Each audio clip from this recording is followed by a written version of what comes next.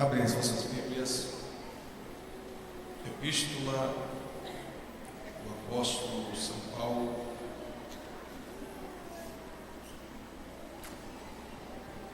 à Igreja de Éfeso, capítulo 5, versículo 18. Graças a Deus, louvar a Deus por mais um dia, por mais um culto que o Senhor Deus nos proporciona, este privilégio, esta oportunidade de aqui estarmos para o adorar e ofertar a Ele um culto. Quero glorificar a Deus mais uma vez pela vida do pastor Antônio, pela vida da irmã Neucina, e dizer que para mim é sempre uma satisfação estar neste campo e estar com os irmãos. Eu me sinto em casa, tanto aqui na igreja quanto lá naquele quarto abençoado, né, irmã Neucina? Deus abençoe pelo carinho, pela consideração, por tudo que os senhores têm feito a meu favor. Deus abençoe cada príncipe do Senhor que está à minha retaguarda. Deus abençoe a cada irmão que aqui está. Diz assim a Bíblia, Epístola aos Efésios, capítulo 5, versículo 18. E não vos embriagueis com vinho, em que há contenda, mas enchei-vos do Espírito Santo. Amém? Meus irmãos e irmãs, Igreja de Cristo, o apóstolo Paulo, quando escreve essa epístola, essa carta, que na verdade ela tinha o objetivo de passar e ser lida por várias igrejas em diversas cidades, seria uma carta itinerante, apesar de que o seu endereço principal era a igreja que estava em Éfeso. Essa epístola, essa carta, ao longo do tempo, fora conhecido pelos estudiosos como os Alpes do Novo Testamento. Em outro momento, alguns teólogos intitularam essa epístola como o ápice real das epístolas, devido à sua grandeza e revelação da pessoa de Cristo e do ministério do Espírito Santo contido nas entrelinhas desta carta. O apóstolo Paulo, quando escreve a epístola à igreja de Éfeso, ele não tinha um objetivo de trazer uma mensagem de repreensão. É bom frisar de que em toda a epístola, em toda essa carta à igreja de Éfeso, nós não encontramos em momento algum palavras de repreensão. Encontramos sim palavras de advertências. Repreensão é diferente de advertência. Nós frequentemente encontramos nesse texto mensagens de cunho preventivo. O apóstolo Paulo, ele estava feliz com a igreja de Éfeso. Era uma igreja estruturada e alicerçada nas doutrinas e nos parâmetros bíblicos e cristãos. A igreja de Éfeso era uma igreja que era ensinada na palavra. E quando chegamos no capítulo 5, o versículo 18, o texto que lemos, Paulo traz dois conselhos à igreja. O primeiro conselho que Paulo traz é: não embriagueis com vinho. E ele diz: porque há contenda. Eu acredito, na minha humilde forma de pensar, e sempre dando liberdade à minha imaginação, de que o apóstolo Paulo, ele tinha conhecimento do que está registrado no livro de Provérbios, o capítulo 20 e o versículo 1, quando Salomão dá um conselho, dizendo que o vinho, ele é escarnecedor, e que a bebida forte, ela é alvoroçadora. Encontramos aqui 3 motivos. Paulo disse que o vinho promove contenda. Salomão diz que o vinho, ele é escarnecedor e é alvoroçadora. E eu imagino que o apóstolo Paulo, estudioso que era, um zeloso pela história dos hebreus e a história de Israel, eu penso que ele tinha legitimidade para falar sobre esta bebida, sobre o vinho, haja visto que Paulo conhecia da história e com certeza ele havia lido e talvez até pregado, ensinado, não sei, sobre o fato que acontece dentro da casa do patriarca Noé. Depois que cessa o dilúvio, as águas secam, eles descem da arca, plantam uma vinha. A Bíblia diz que Noé, ele colhe os frutos, pisa a uva, é extraído então a bebida, ele bebe aquele vinho, e a Bíblia diz que os seus filhos ouviram nu, porque ele estava bêbado, e um do seu filho ouviu nu, provocando um certo escárnio, aquele fato, aquele acontecimento. Existe um outro fato histórico na Bíblia acerca de Ló. Depois que Ló sai de Sodoma e Gomorra e vai para as montanhas, a Bíblia diz que as filhas de Ló o embebedam com vinho. E nós temos no contexto histórico o primeiro caso de incesto em toda a história da humanidade. O primeiro caso de incesto acontece justamente por causa do vinho. Mas eu não quero esta noite ficar aqui falando sobre vinho e os seus maus, até porque nós estamos reunidos em uma igreja que não tem o costume de beber. E eu quero aqui falar do segundo conselho do apóstolo Paulo à igreja universal, assim eu posso dizer, porque a igreja em todos os lugares. Eu quero falar desse conselho que é bastante atuante, bastante atual, melhor dizendo, para nós.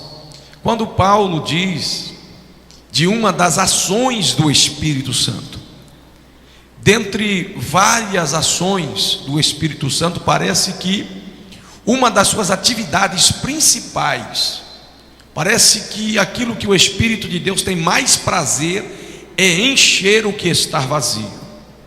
E o apóstolo Paulo aqui, irmão Almeida, ele estava dizendo: enchei-vos do Espírito Santo. E o termo grego utilizado aqui nesta palavra enchei-vos, no seu tempo verbal, quer dizer que é um ato contínuo, não é apenas uma experiência única, é uma experiência, pastor Antônio, que o homem precisa ter de ato contínuo, ter uma vida sendo manutenida pelo Espírito de Deus, e sempre, todas as vezes, todos os dias estar cheio do Espírito de Deus, sempre estar sendo renovado e sendo cheio do Espírito de Deus. Quando eu falo que o Espírito de Deus, ele trabalha, ele tem o prazer de trabalhar para encher aquilo que está vazio, e quero dizer que até veio esta palavra ao meu coração quando o presbítero fez aquela leitura, um presbítero que fez a leitura, né? Fez essa leitura, e veio esta palavra no meu coração, porque eu vi ali a ação do Espírito de Deus. Quando nós olhamos para a Bíblia, a sua história, a sua historicidade, nós chegamos no livro do Gênesis, e abrimos a Bíblia no primeiro capítulo, e a Bíblia diz que no princípio Deus cria os céus e a terra. A Bíblia diz, Isaías profetiza em uma revelação dizendo que Deus não fez nada vazio, Deus não fez nada imperfeito, E ali existe uma vírgula, e diz a Bíblia que a terra estava sem forma e vazia. Alguns eruditos, alguns estudiosos aí, eu gosto muito de ler os pensamentos de alguns pesquisadores, eles afirmam, eles dizem que a terra tornou-se sem forma e vazia.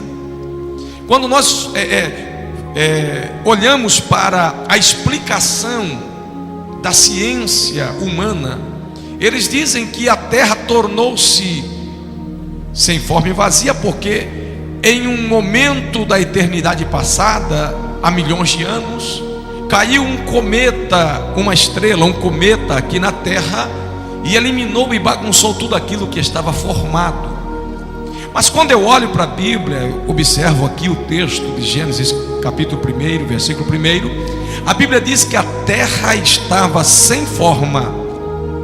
E quando eu fico imaginando algo sem forma, eu começo a pensar, a obra de um artista, de um pintor que pinta telas, ou alguém que faz uma escultura, por mais feia que ela seja, ela tem uma forma, ela tem uma aparência. E agora a Bíblia descreve a terra como algo sem forma, vazia, e a Bíblia diz que havia abismo e trevas. Imagina que situação caótica que a terra estava neste momento. E eu imagino nas minhas faculdades mentais que em um concílio eterno, a Trindade reunindo e observando aquilo que estava destruído, estava sem forma, estava vazio. Eu imagino que o Espírito de Deus, utilizando de suas perícias, as suas técnicas para restaurar e encher, o Espírito Santo aceita ou lança o desafio, aceita o desafio de restaurar aquilo que estava destruído. E quando eu fico observando esse texto, eu fico olhando para a vida de muitas pessoas. Eu não posso utilizar isso porque eu tenho 40 anos de idade, é 40 anos de Assembleia de Deus, graças a Deus por isso.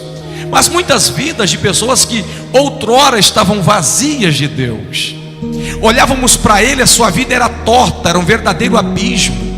Olhávamos para ele, vivia uma escuridão. Mas olhamos para a história de algumas pessoas e percebemos que quando essas pessoas aceitam a Jesus, o Espírito de Deus começa a trabalhar naquilo que era sem forma, aquilo que é vazio, aquilo que está em trevas, aquilo que está no abismo. E aí de repente nós percebemos que aquilo que está vazio, o Espírito de Deus enche. Aquilo que é torto, o Espírito de Deus apruma, endireita. Aquilo que estava em trevas, o Espírito Santo, ele traz luz.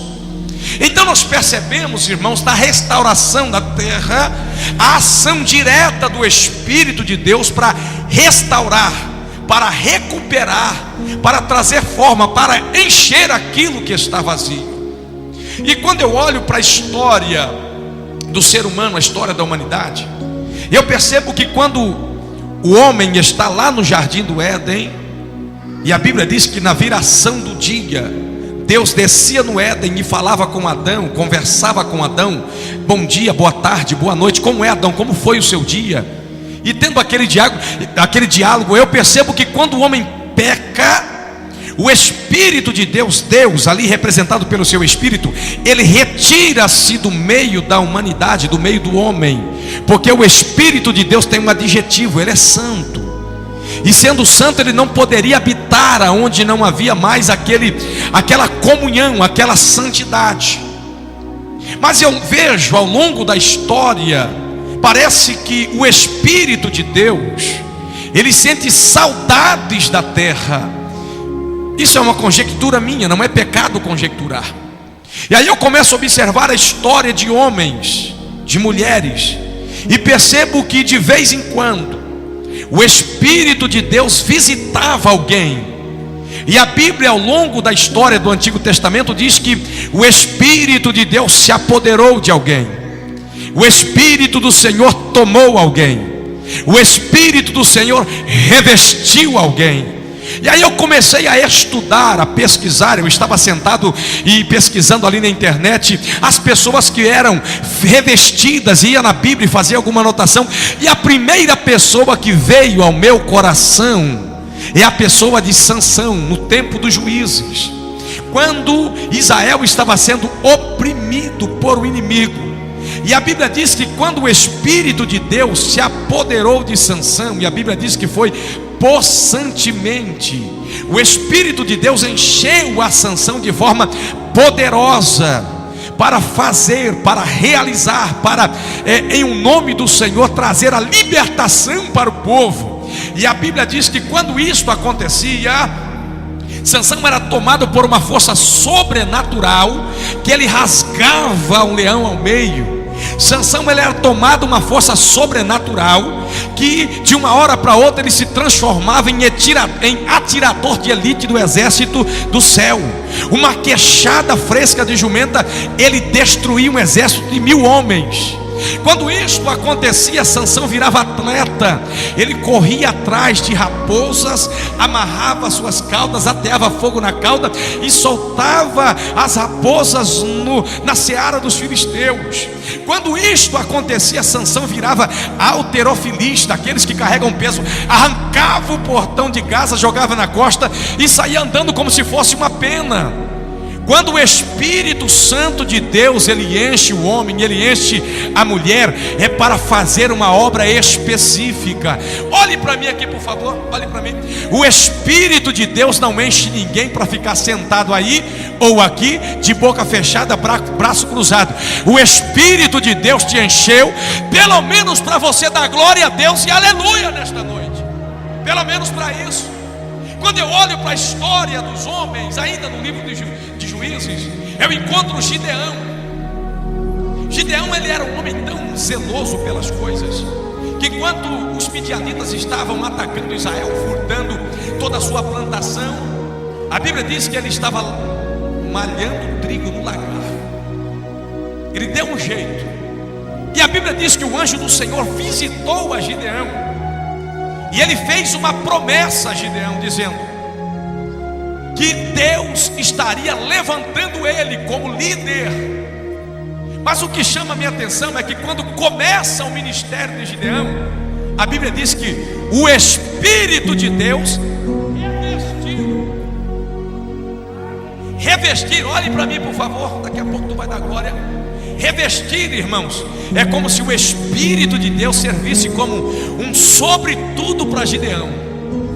Aqui ninguém toca, porque se eu tocar, vai tocar no Espírito. Aqui ninguém mexe, porque se mexer, vai mexer no Espírito. E quando o Espírito de Deus revestiu a Gideão, diz a Bíblia que Gideão pegou uma trombeta, uma buzina e começou a tocar. E daqui a pouco 33.000 homens reuniram-se a Gideão. A Bíblia diz, todos conhecem a história, vou andar um pouco mais rápido agora. Todos conhecem a história e sabem que os 33.000 não serviu, mas com 300 homens Deus trouxe a libertação para Israel, porque Gideão, o líder, estava revestido pelo Espírito de Deus. Eu estava olhando esse termo, encher, e aí eu sou muito curioso. Eu fui no dicionário, pastor, fui lá saber o que é encher, e eu descobri que encher é completar todas as extremidades. Aí eu estava pensando, irmã Neucina, nós estamos aí, por bondade de Deus, andando em algumas partes do Brasil.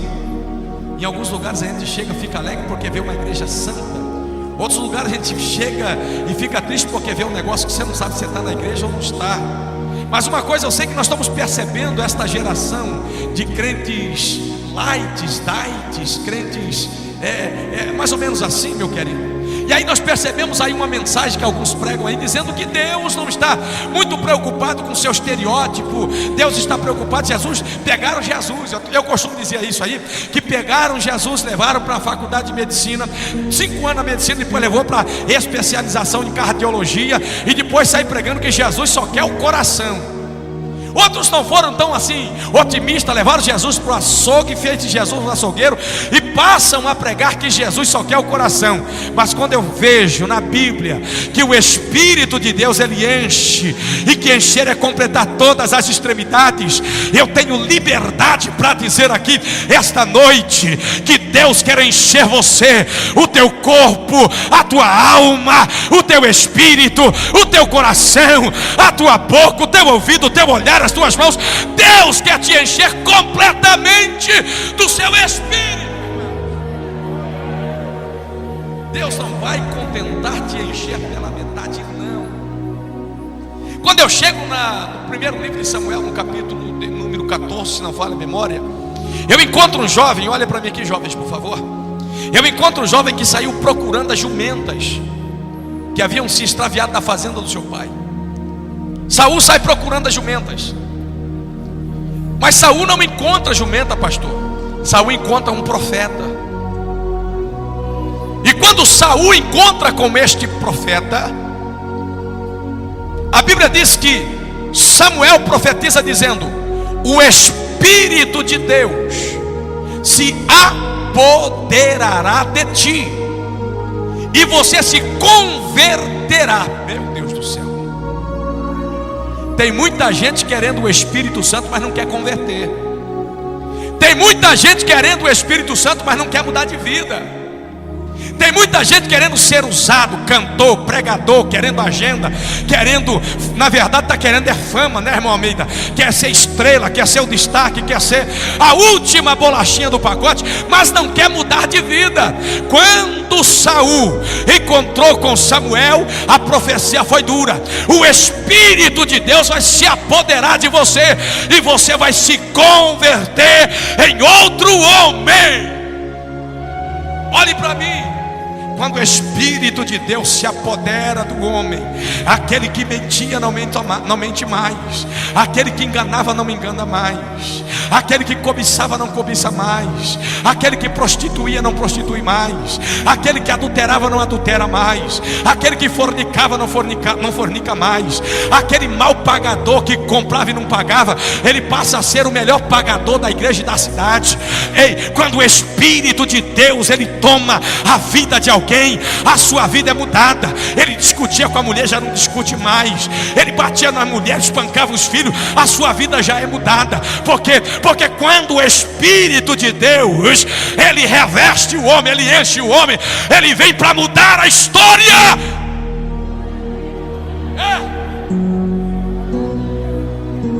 Por isso que o apóstolo Paulo estava aconselhando a igreja: enchei-vos do Espírito Santo de Deus. Um pouquinho mais para frente, no capítulo 16, Deus havia rejeitado a Saul. Deus rejeitou Saul, não quero mais.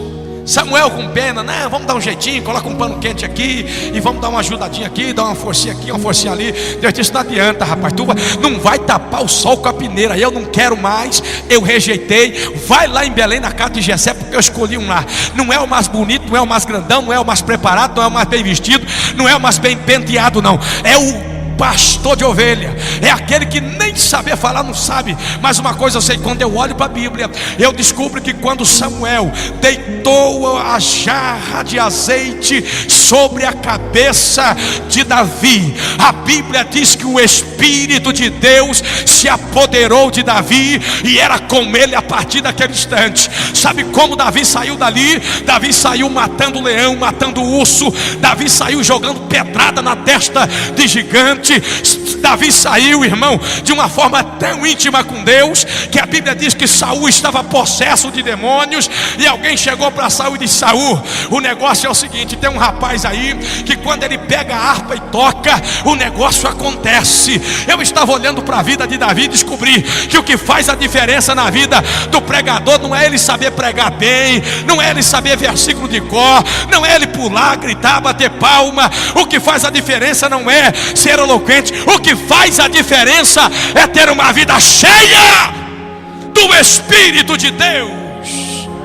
O que faz a diferença na vida do cantor não é cantar afinado, não é saber fazer os falsetes. O que faz a diferença na vida de um cantor é ter o Espírito de Deus na sua vida.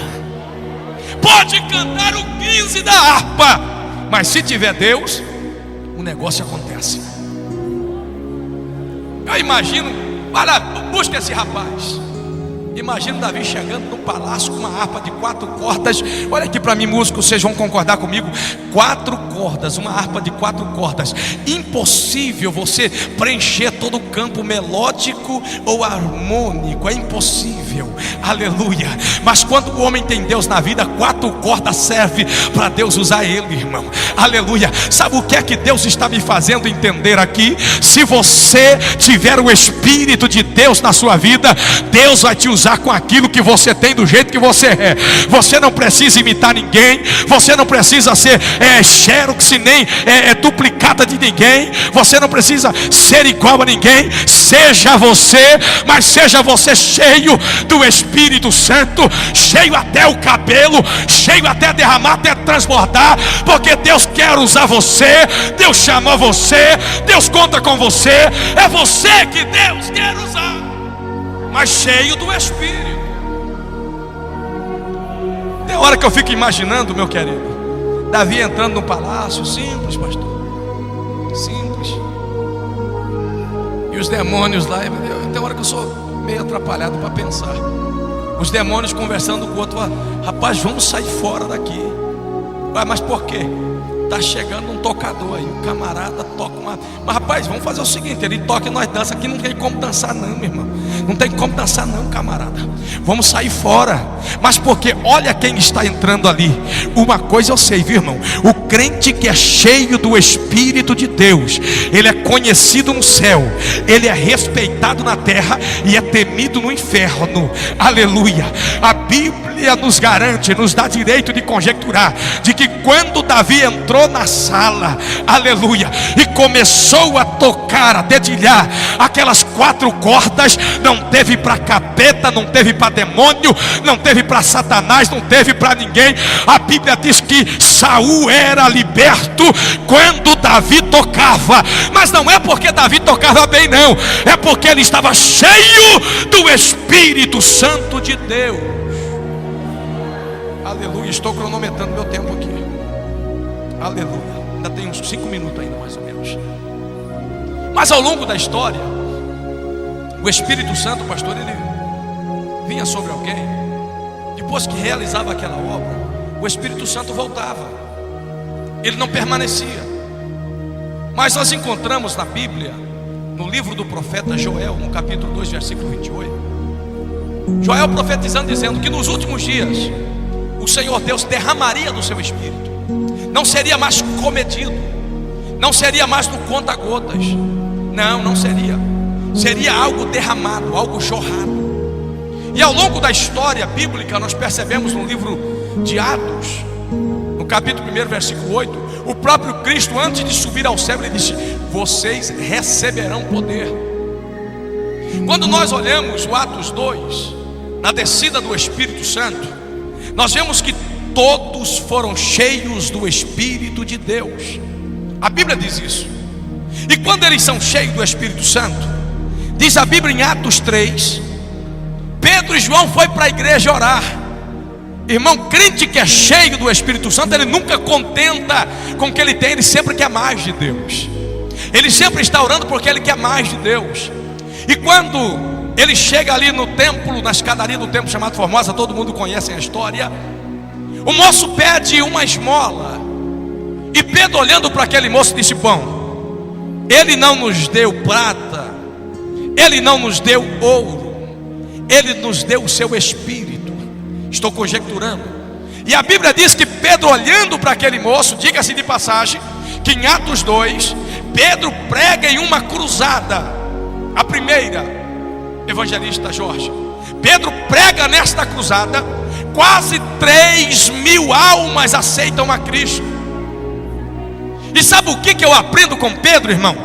Pedro pregando em uma cruzada, uma mega cruzada desta, ele não cobrou cachê, não colocou preço, não pediu nada para pregar. Prova disso que no Atos 3, no outro dia, ele não tinha uma moeda para dar para o moço que estava ali pedindo uma ajuda, uma esmola. Se Pedro fosse como alguns pregadores, amigos e colegas meus da minha geração, Pedro estaria com o bolso cheio de dinheiro, porque cobra, porque exige, porque pede. Mas uma coisa eu sei, eu aprendo com Pedro: posso não ter prata, posso não ter ouro, mas eu preciso estar cheio da presença do Espírito Santo.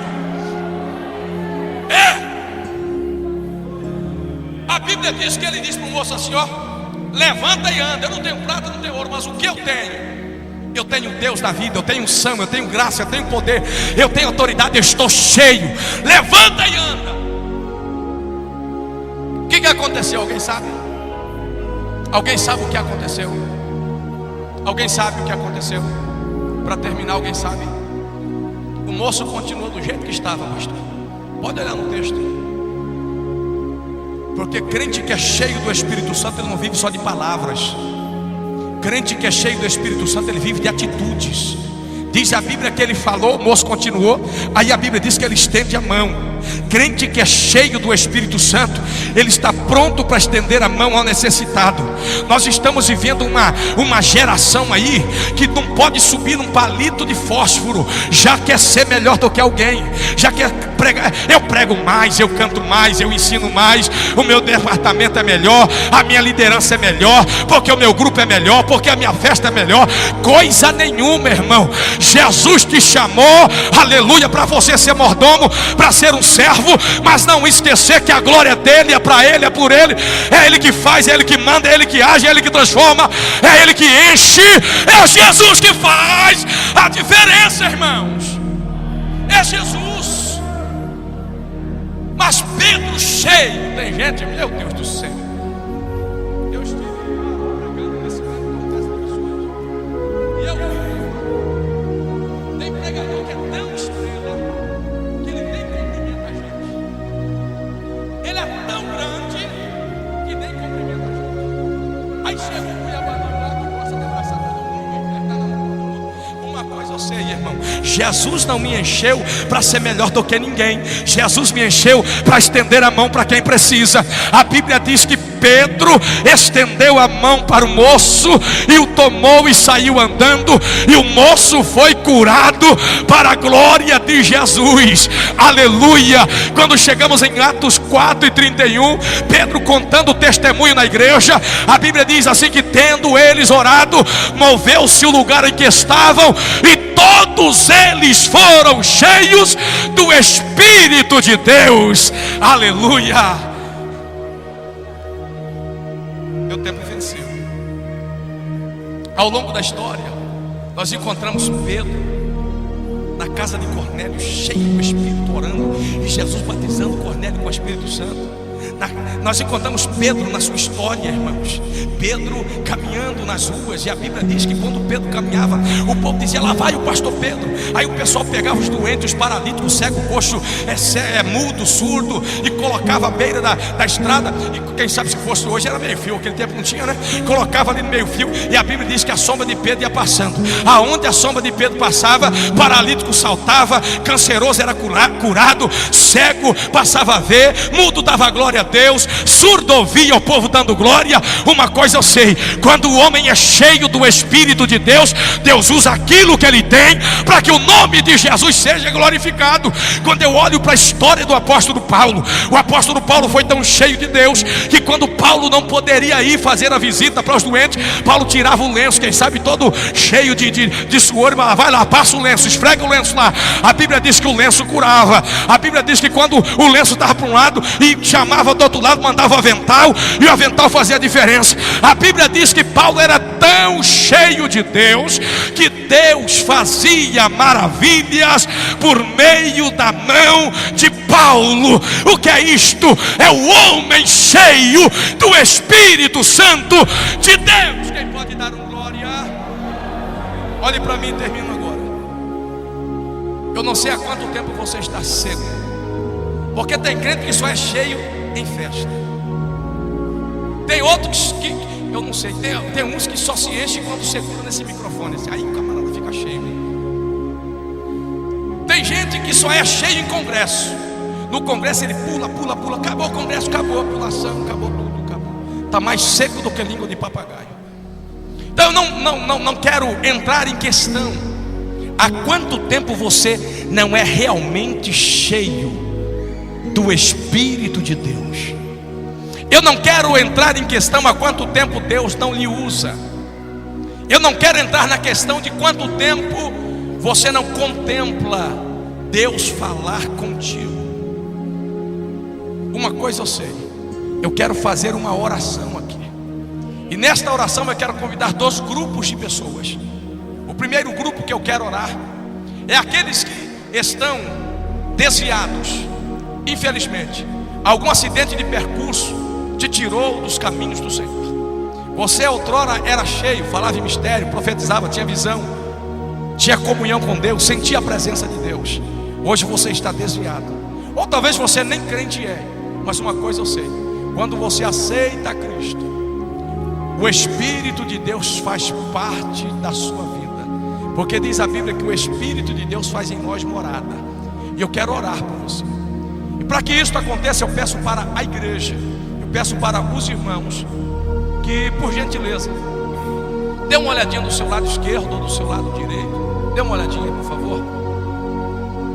E se você identificar que essa pessoa que está perto de você não é crente e que está desviada, eu quero que você convide este homem, esta mulher, este jovem, para vir aqui à frente e reconciliar com Jesus, para vir aqui à frente e aceitar a Jesus. Eu quero orar por você, porque a ação do Espírito de Deus é que vai mudar a sua história. A ação do Espírito de Deus é que vai trazer luz para essa vida de treva que você leva. É o Espírito Santo de Deus que vai endireitar este caminho tortuoso que você caminha nele. É o Espírito Santo de Deus que vai preencher este vazio que há no seu peito, no seu coração. Eu te aguardo. Onde é que tem alguém que queira aceitar a Jesus nesta noite? Onde é que tem alguém que queira entregar a sua vida para Jesus? Alguém que queira reconciliar com Jesus? Onde é que tem alguém? Eu quero, faz favor aqui à frente, por gentileza. Nós queremos orar por você. Aleluia. O que alegra a minha alma é que nesse exato momento a Bíblia me garante que está tendo uma festa no céu. Os anjos estão fazendo festa diante de Deus. Nesse exato momento os anjos estão fazendo festa. Aleluia. E o que entristece por outro lado é que enquanto os anjos fazem festa lá, os irmãos não têm coragem de dar glória a Deus e aleluia por essa alma que está vindo aos pés de Jesus. Será que alguém pode dar glória ao nome de Jesus por isso? Será que alguém pode se alegrar, aleluia, com Jesus nesta hora? Porque Jesus trouxe, aleluia, à existência o maior milagre nesse exato momento, que é a salvação da alma do ser humano. Onde é que está a segunda pessoa que vai receber esta oração, reconciliando ou aceitando a Jesus? Uma oração que nós iremos fazer para Deus escrever o seu nome no livro da vida e ao mesmo tempo encher este vazio que há no seu coração. Onde é que você está? Sai do seu lugar e venha. Eu quero orar por você. Sai do seu lugar em nome de Jesus. Eu preciso orar por você. Eu quero orar por você. Por favor, irmão, convide novamente essa pessoa. Chame essa pessoa para vir aqui à frente, por favor. Venha em nome de Jesus. A segunda pessoa está vindo ali. Será que eu posso ouvir agora glória a Deus? Aleluia. A terceira pessoa, onde é que está? Cadê? Já levanta uma irmã, já acompanha ela aí, por favor. A terceira pessoa para Cristo. A terceira pessoa, eu te aguardo. Eu te aguardo. Nem que eu não faça a oração, a segunda oração, mas que este é o momento sublime. A terceira pessoa parece-me que está vindo ali. Aleluia. Aleluia. Eu glorifico a Deus, porque a palavra não foi em vão. A palavra não volta vazia. É momento de festa. A terceira pessoa. Glória a Deus. Mais alguém para Jesus? Mais alguém para Jesus? Mais alguém para receber esta oração?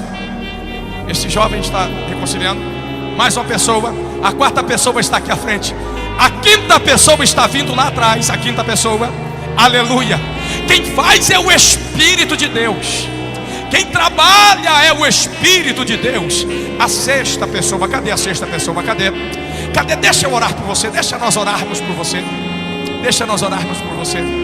Nós queremos orar por você. Você precisa deste encontro. Você precisa deste encontro. Deus abençoe a sua vida, viu, jovem? Você é especial para Jesus. Foi Jesus que lhe trouxe hoje aqui. A sexta pessoa. A sexta pessoa. Trabalhe, meus irmãos, trabalhe, minhas irmãs. Trabalhe. A sexta pessoa, onde é que está? A sexta pessoa. A sexta pessoa. Aleluia. Glória a Jesus. A sexta pessoa. Meu Jesus. Você que precisa receber esta oração, você que é crente, crente em Jesus, você que já aceitou a Jesus como seu Senhor e Salvador, que me viu contar essas histórias bíblicas, mas que de repente em algum momento dessa história você disse: Deus está falando comigo. De repente em algum momento dessa história você disse: esta palavra veio para mim, ela tem endereço e é a minha vida. Eu quero que você venha também para que eu possa orar por você, para que o Espírito de Deus possa mudar a sua vida, para que o Espírito de Deus possa voltar a fazer na sua vida, e que você possa viver aquilo que você viveu no passado. Eu quero orar por você. Você que é crente e que quer receber esta oração, me ajude, por favor, venha apressadamente. O tempo já se esvaiu e eu preciso devolver o microfone ao pastor. Vou aguardar mais esse irmão vir e vou fazer esta oração. Aleluia. Glória a Jesus. Pastor, eu estou feliz porque eu vi a ação do Espírito Santo aqui esta noite. Aleluia. Eu estou alegre e me sinto realizado, porque o Espírito de Deus mais uma vez cooperou com o meu ministério. Eu estou feliz, pastor Antônio, porque mais uma vez eu estou vendo o Espírito de Deus cooperando com a minha vida e o meu ministério. Eu só tenho que dar glória ao nome de Jesus, porque não é por muito falar, não é por falar bonito, mas é a ação do Espírito que traz essas vidas à frente do altar. Meu Deus, estenda as tuas mãos para cá, meus irmãos, por favor. Senhor Deus e Pai, mais uma vez nós estamos na tua presença. Parece que está vindo mais um ali para Jesus, é isso? Está vindo mais, meu Jesus. Mais um, pastor. Eu te amo, Jesus, tu és lindo. Aleluia. Será que agora você tem coragem de encher a tua boca santa e dar glória bem gostosa ao nome santo de Jesus? Aleluia. Eu vou lhe dar uma receita, crente.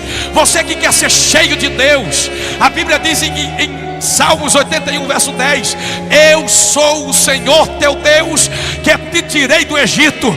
Abra bem a tua boca, que eu a encherei, diz o Senhor dos exércitos. Abre a tua boca para dar glória, para dar aleluia, para falar em mistério, e deixa Jesus te encher para a glória do Senhor. Eu te amo, Jesus. Eu te louvo, Senhor, por este momento. A tua palavra foi pregada, Deus, de forma em que alguns entenderam. E eu quero te louvar, te agradecer, porque eu vi a ação do teu Espírito neste momento do convite, Deus. 6 pessoas. E a tua palavra diz que uma alma vale mais do que todo mundo, toda a riqueza do mundo. Então aqui, Senhor, está à frente deste santuário 6 vidas. Alguns reconciliando contigo, outros se aceitando como Senhor. Certo, Deus, que eu quero lhe fazer um pedido agora: que o Senhor possa perdoar por todos os pecados cometidos, que o Senhor possa libertar de todos os vícios, que o Senhor possa a partir de agora escrever o nome deles no livro da vida. E também, Senhor, agora que o Senhor possa repousar o teu Espírito, o Espírito que trabalha, o Espírito que aperfeiçoa no coração, na alma, no Espírito, na vida de cada um desses que estão reconciliando ou aceitando a Ti como Senhor. Meu Deus, eu também estendo esta oração aos irmãos que entenderam que o Senhor falou com eles. Eu quero lhe pedir agora, neste exato momento, que o teu Espírito possa visitá-los, que o teu Espírito Espírito possa trabalhar de forma linda e poderosa, que haja um renovo genuíno e verdadeiro, não aquele fogo passageiro conhecido como o fogo de palha, mas aquele fogo duradouro, a ação duradoura do teu Espírito. Oh meu Deus, eu quero lhe pedir algo lindo para esta igreja: que a chama do Espírito, a chama do Pentecostes jamais se apague, Senhor, neste santuário, por que não dizer neste campo, que o teu Espírito tenha a total e plena liberdade para continuar trabalhando na vida daqueles que dão lugar para que isto aconteça. Meu Deus, eu oro ministrando a bênção sobre a vida de cada irmão e de cada irmã. Eu oro ministrando a bênção na vida e no ministério de cada príncipe que aqui está. Eu oro, Senhor, pela vida do pastor presidente, o pastor Antônio, e a sua esposa, a irmã Nelcina. Que o Senhor possa continuar fortalecendo, dando força, dando graça, dando ânimo, e que a cada dia, Senhor, tu possa resplandecer nessa vida, e que Lucas do Rio Verde saiba que tu, ó Deus, é Senhor dessa igreja, é Senhor deste ministério, que tu, ó Espírito Santo, habita nessas vidas. É o que eu te rogo e lhe peço em um nome